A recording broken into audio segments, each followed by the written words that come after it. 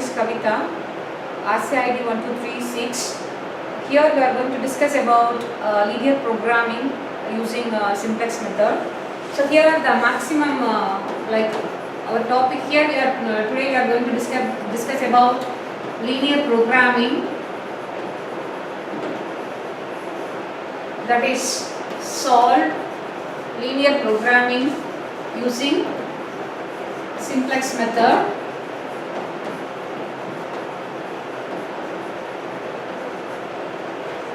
So the equation maximization, that is z equal to 3x plus 2y, subject to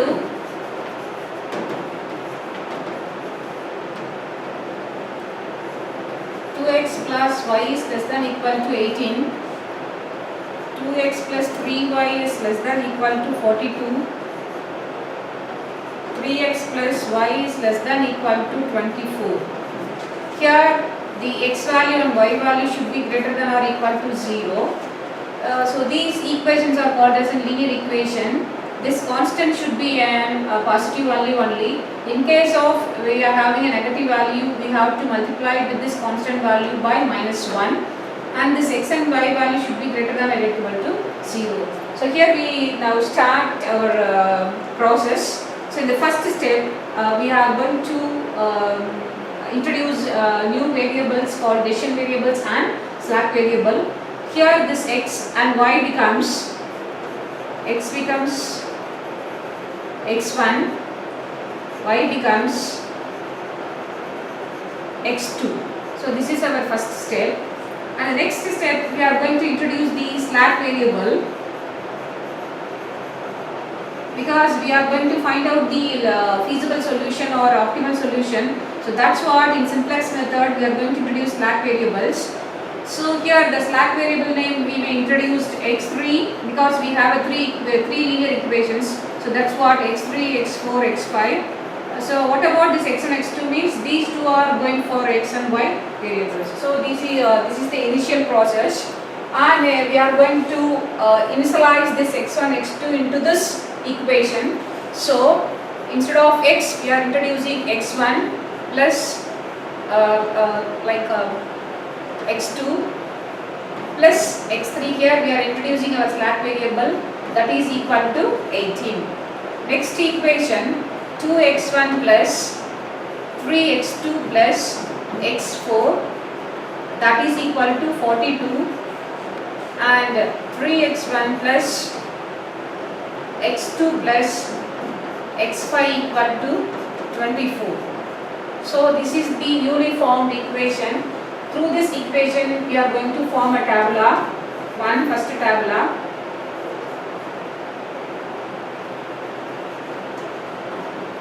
Or we simply call table. So first we are going to form a table 1. So with this, first we are introducing base, CB value, that is constant value, constant basic value, and the P0 value, that is constant coefficient. The remaining are the coefficients of the corresponding linear equation.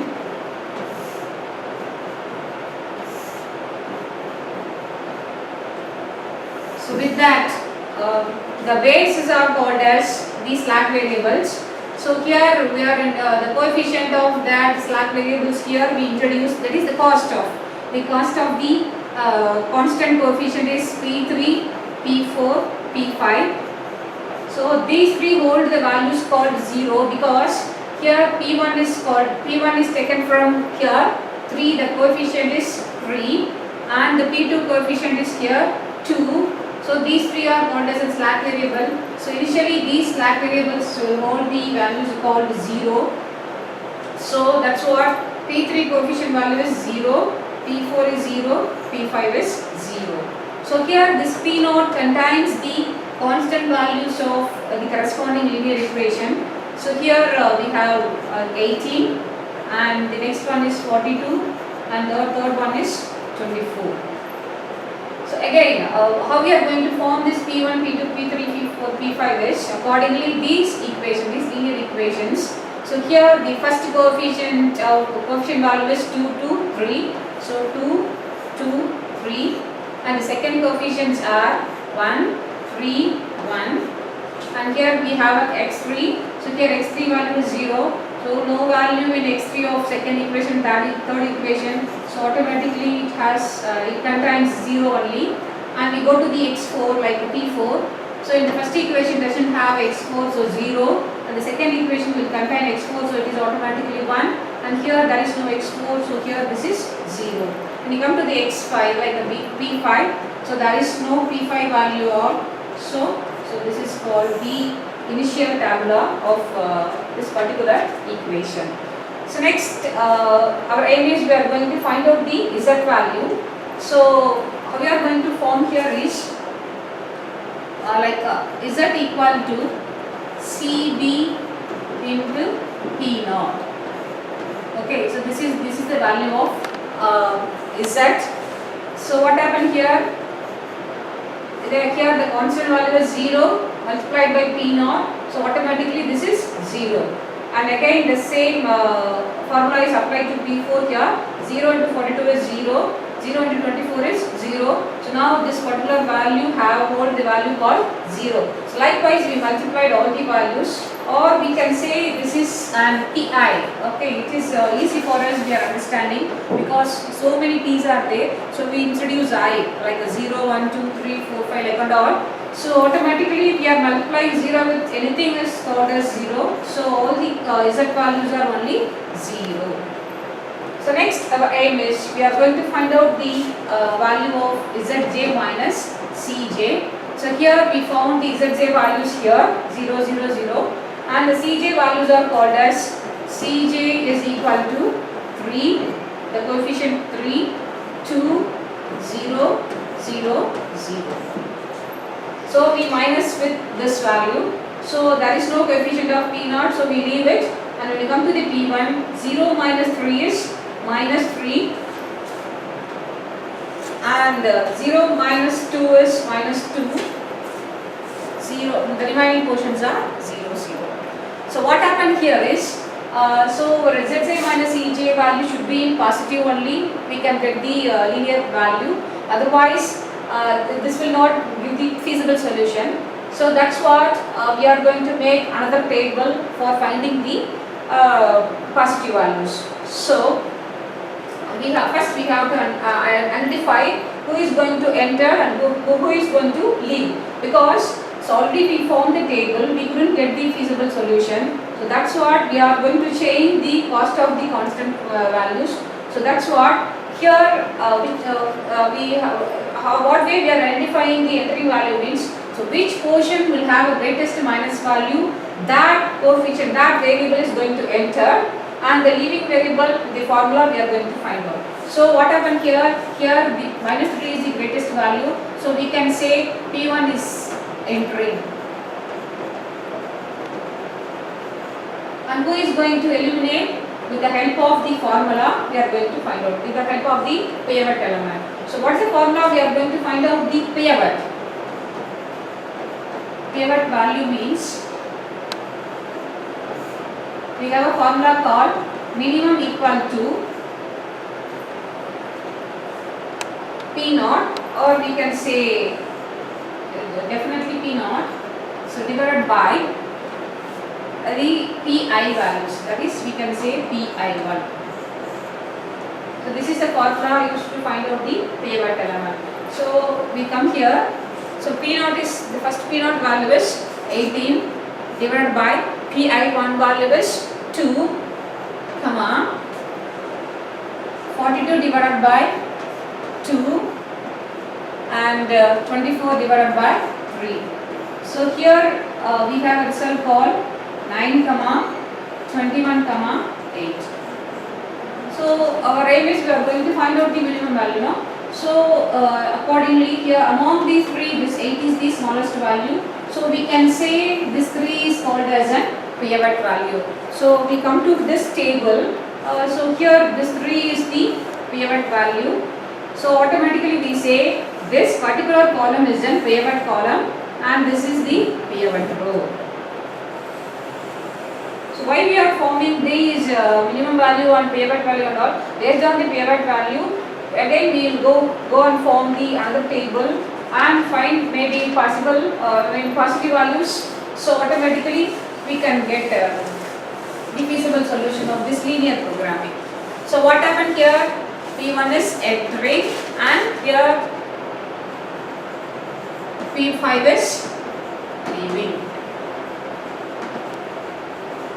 So again we form a table with the help of the finding the new value. So you can have another base CB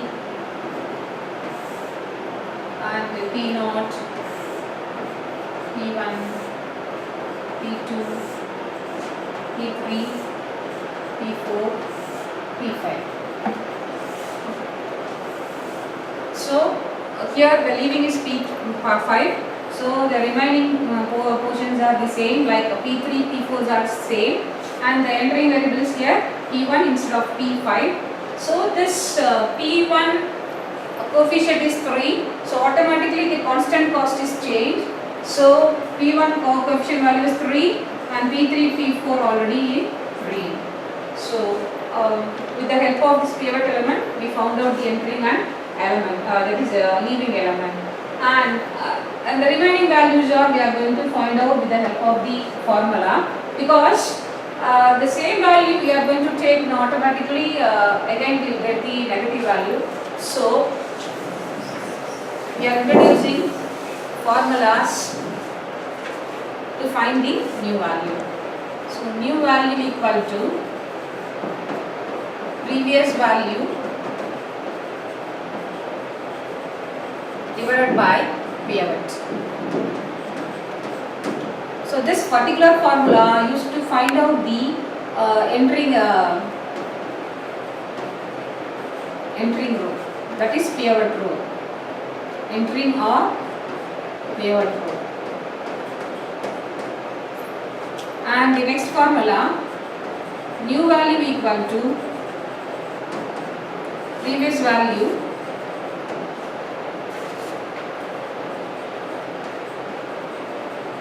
minus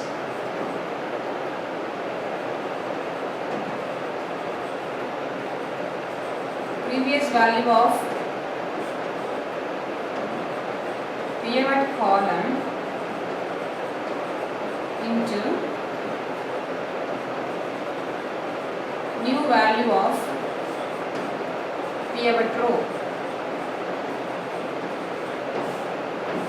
So this formula is to find out the remaining columns.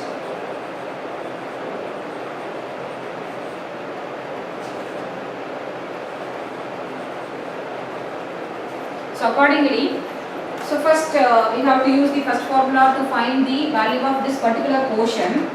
So what can say new value equal to previous value divided by pivot. So here the previous value is 24. So 24 divided by pivot element. So here pivot element is 3. So 24 divided by 3, we can get the result as 8. So this particular column will hold the value called 8. So likewise we apply the formula and get the result. So in this place we have 1 3 1 actually. So here the cross mark is there. So accordingly we apply this particular row values are applied for this formula, because this particular column only the entering variable. So what are the values we are getting here is with the formula 8 1 1 by 3 0 0 1. So this particular column is over, and the remaining columns we are going to find out the remaining portion of values with the help of the second formula. So our aim is we are going to find out the value of this portion, right? So this particular portion we have a value called, because previous value, the formula says here previous value. So here previous value is 42 minus previous value of pivot column. So this is the pivot column. Previous value of this pivot column is 2 and new value of pivot row. So what is the new value of this pivot row? So what is the new value of pivot row here? 8. So 42 minus 16 equal to 26. The result is 26. So likewise, with the help of this formula, we have to find the value of the remaining columns. So what's the value we hold here? 26, 0, 7 by 3, 0, 1, minus 2 by 3. Like here also apply the same formula for finding the result is 2, 0, 1 by 3, 1, 0, minus 2 by 3. So again we apply the same formula for finding the z value and zj minus ej value. So here we are applying the z value. So what would you understand already? How we are going to find the z value? So the constant value multiplied by your pi1 values. So what happens? 0 into 2, 2, 0 into 26 is 0. So 3 eggs are 24. So likewise 0, 0, here 3. So here 0, 0. What happened here? 1. The result is 1. 3 by 3 is 1. So likewise 0, 0, 0.